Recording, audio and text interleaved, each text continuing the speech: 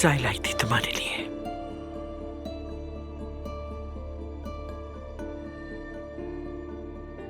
नाराज हो,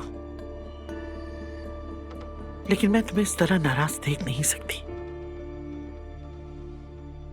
मेरी बात सुनो, उस लड़की को अब तक तो मैंने कबूल नहीं किया था और नहीं मैं कभी कबूल कर सकती थी, लेकिन सिर्फ तुम्हारी खातिर कबूल कर लूंगी। दिखावा ना करे, दिखावा ही। ठीक है, अब मुझे ये सलूक भी बर्दाश्त करना पड़ेगा, ठीक है? लेकिन ये सब कुछ मैंने सिर्फ इसलिए किया क्योंकि मैं एक मां हूं, अपनी बेटी के लिए, अपनी बेटी से उसका बच्चा ना बिछड़े इसलिए। चाय ठंडी ना कर देना। Good night.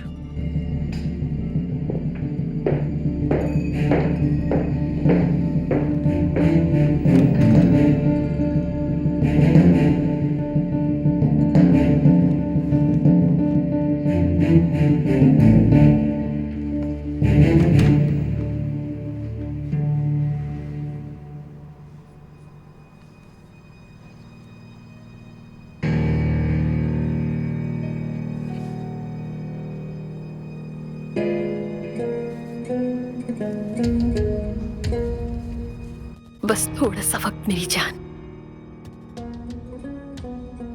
हम मिलेंगे। बस थोड़ा सा वक्त।